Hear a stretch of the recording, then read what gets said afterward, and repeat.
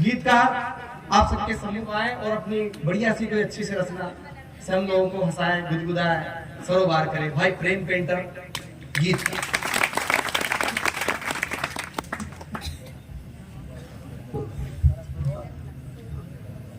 मैं श्री बाबा रामदेव जी के चरणों में नमन करता हूं और सीधा मैं कविता की ओर ही आता हूं। मैं ना तो किसी को रुलाने की कविता लिखता हूं, ना मैं किसी को हंसाने की कविता लिखता हूं, और जब भी लिखता हूं भाई साहब हर इंसान को जगाने की कविता लिखता हूं। क्योंकि यह आध्यात्मिक मंच है और मैंने भगवान श्री कृष्ण को एक अर्जी लिखी है, एप्लीकेशन है, और धर्म का यहाँ पर इतना दिखावा और व्यापार चल रहा है, तो वो अर्जी के माध्यम से उन तक मैंने संदेश पहुंचाने का काम किया है। और वो अर्जी आप सभी के समक्ष मैं मंच के माध्यम से आपको पहुंचाने का प्रयास करता हूँ। हे सुदर्शन कृष्ण मुरारी, हे सुदर्शन कृष्ण मुरारी, कलयुग में है लूटा मारी। हे सुदर्शन कृष्ण मुरारी, कलयुग में है लूटा मारी। मंदिरों का हाल बुरा है, मंदिरों का हाल बुरा है, धर्म को भूले नर और नारी। हे सुदर्शन कृष्ण मुरारी, हे सुदर्शन कृष्ण मुरारी, कलयुग में है लूटा मारी। और भाई साहब इस धर्म का कैसा और जो सच्चे रहते हैं उसको कैसे ठुकराया जाता है, चार पंक्तियों के माध्यम से। भाई साहब सत्य को तो यहाँ ठुकराते, झूठे को भी गले लगाते। सच्चे को तो यहाँ ठुकराते, झूठों को भी गले लगाते। धर्म बना व्यापार यहाँ पर, धर्म बना व्यापार यहाँ पर, दौलत के सब बने पुजारी। हे सुदर्शन कृष्ण मुरारी, कलयुग में है लूटा मारी। और भाई साहब कहाँ भीड़ रहती है, अभी नाचने वाली होती तो ऐसी जगह भीड़ इतनी रहती, और मंदिरों में देखो ऐसी हालत रहती कि दो चार बस, बहुत अच्छी उन्हीं पर चार पंक्तियां। और मंदिरों की कैसी हालत है, मंदिरों का हाल है कैसा, मंदिरों का हाल है कैसा, दर्शनों का लगता है पैसा। मंदिरों का हाल है कैसा, दर्शनों का लगता है पैसा, मांगे पैसा बना भिखारी। हे सुदर्शन कृष्ण मुरारी, हे सुदर्शन कृष्ण मुरारी, कलयुग में है लूटा मारी। और भाई साहब घंटी झालर की बात आ तो पंडित जी घर से बुला के ला दो जा रहे कि भाई बजा दीजिए उसी पर कुछ चार पंक्तियां। घंटी झालर कौन बजाए, घंटी झालर कौन बजाए, बच्चों को भी कौन बताए। संस्कारों को बुला रहे हैं, मशीन करती आरती तुम्हारी। हे सुदर्शन कृष्ण मुरारी, कलयुग में है लूटा मारी। हे सुदर्शन कृष्ण मुरारी, कलयुग में है लूटा मारी। भाई साहब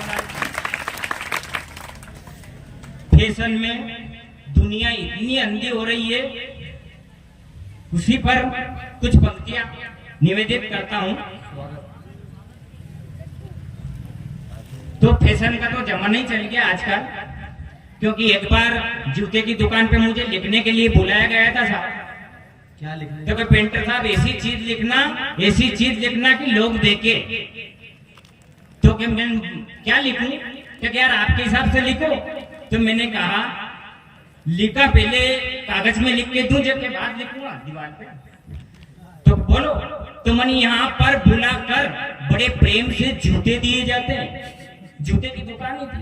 तो कह रहा भाई साहब आप पहले ही जूता को सत्यानाश कर दोगा। तो भगा दिया जो एजेंडा लेके।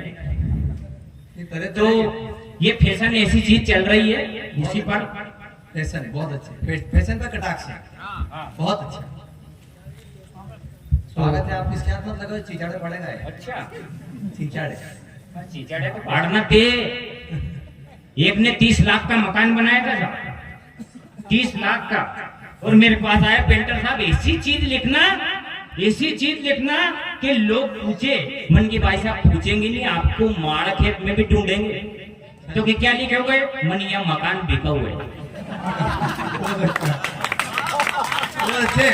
तो एक बात भाई साहब अपना तो ऐसे ही चलता रहता है काम, पर हकीकत की ओर हकीकत ही चीज लिखता हूँ। और फैशन की बारी आती है, मेरे देश की संस्कृति भी ना जाने कहाँ जा रही है। मेरे देश की संस्कृति भी ना जाने कहाँ जा रही है, और मेरे देश के युवाओं की पेंट नीचे आ रही है। बहुत अच्छे, बहुत अच्छे, बहुत अच्छे। मेरे देश की युवाओं की पेंट नीचे आ रही है। भाई साहब कमर में बंधी बेल्ट को प्रणाम करता हूँ, हाय हाय, क्योंकि उनकी इज्जत वही बचा रही है। कमर में बंधी बेल्ट को प्रणाम करता हूँ, क्योंकि उनकी इज्जत वही बचा रही है। और कुछ पंक्तियां किस तरह की हकीकत में बदली है मैंने फैशन के तौर पर। स्वागत। मालाएं पहनाते रहो बीच बीच में, और 500 का नोट जेब में धरते रहो। तो उससे मतलब यूँ लगेगा कि नहीं यार, मैं भगवान का सब मुंबई जब भी जाऊंगा, इस गांव का नाम वहाँ जरूर लूंगा मैं, कि मतलब बखर जैसा गाँव नहीं भाई साहब। हाँ मतलब ऐसे लगते रहो आप, बहुत अच्छा भाई साहब अब फैशन की ओर ले चलता हूँ मैं आपको। और फैशन में उस पंक्तियों में कितना चढ़ाव उतार जो हकीकत है, स्वागत वो देखना। अब की औलादें फैशन बाजी, अब की औलादें फैशन बाजी, घर के बर्तन धोवे माजी। अरे नरक के खुद को देके, हाथ मोबाइल फोटो खींचे। बहुत अच्छे सेल्फी। अरे सुनते नहीं है घर में किसी की, चलने नहीं देते हैं किसी की। जो भी इनके नखरे देखे, करम में हाथ वो तो ठोके। ऐसी स्थिति है भाई साहब। और जो फैशन में रह रहे हैं उनके माँ बाप की हालत कैसी है, वो भी 4 पंक्तियों के माध्यम से भाई साहब। बहुत स्वागत है। बाप के इनकी फटी पनौती, माँ की आंखें देख के रोती। अरे फैशन की भी हद होती है, संस्कारों को भी खोती है। रोज रोज इनको है संवरना, अरे झोंकर बनकर इनको रहना। छोटे कपड़े इनका गहना, फैशन में अब इनको रहना। और भाई साहब काम धंधे की जब बारी आती है तो उस पर 4 पंक्तियां किस तरह ये काम को चुराते हैं। कौन करे अब काम धंधा, फैशन में सब हो गए अंधा। कौन करे अब काम धंधा, फैशन में सब हो गए अंधा। दिन भर करते मौज मस्ती, दिन भर करते मौज मस्ती, डूबेगी भाई इनकी कश्ती। अरे वाह बहुत अच्छा। डूबेगी भाई इनकी कश्ती, रोज बदलते इनके तेवर, घर के झगड़े करते शेयर। इनकी आदत कैसी हुई है, संगति में बिगड़ी हुई है। बहुत अच्छा भाई साहब, और 4 पंक्तियां मैं निवेदित करता हूं स्वागत है। कि दोस्त किस तरह से दुश्मनी निभा रहे हैं, ये समझ में नहीं आ रही है आज का युग में कि दुश्मनी निभा रहे हैं कि दोस्ती। सही। क्योंकि दोस्त की गाड़ी पेट्रोल से भरी और वो दोस्त आएगा दिन भर घुमा के फिर उससे दर के चला जाएगा। ऐसी स्थिति है भाई साहब। दोस्ती भी दुश्मनी निभाए, दोस्ती भी दुश्मनी निभाए, दारू पीना इनको सिखाए, घर का खाना छोड़ के जाए, होटल में खाना वो खाए, डीजे ऊपर खूब नचाए, डीजे ऊपर खूब नचाए, दारू तेरे मुंह लटकाए, दारू तेरे मुंह लटकाए। दोस्त भी दुश्मन है भैया, दोस्त भी दुश्मन है भैया, डूबाते हैं उनकी नैया। दोस्त भी दुश्मन है भैया, डूबाते हैं उनकी नैया।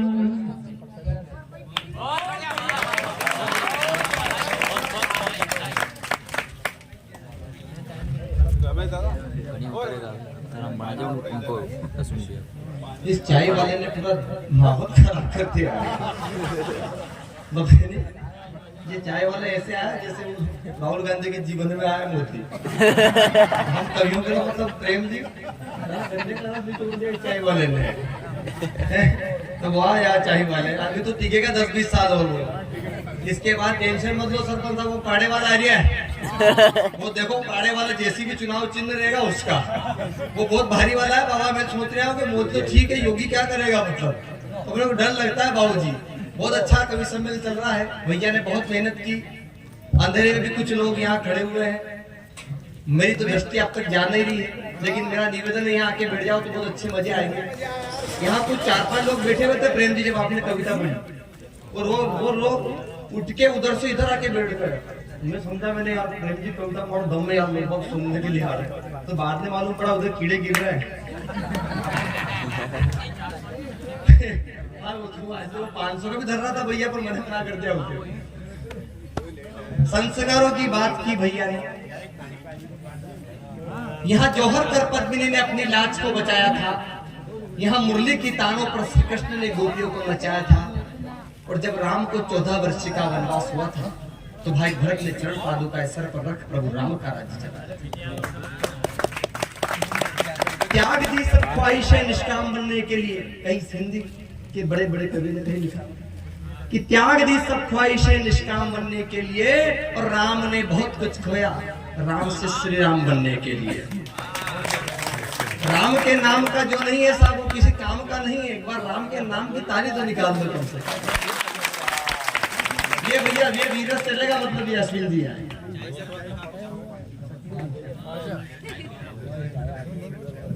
यहाँ पग पग पर शोणित के छींटे हृदय कमल पर टंकित थे, पद्मिनी का जौहर चेतक की टापे हृदय कमल पर टंकित थे। काश्मीर से कन्याकुमारी तक भारत का प्रधान थे। प्रश्न पूछता हूँ गुरुवर, फिर ऐसे क्या उदाहरण थे।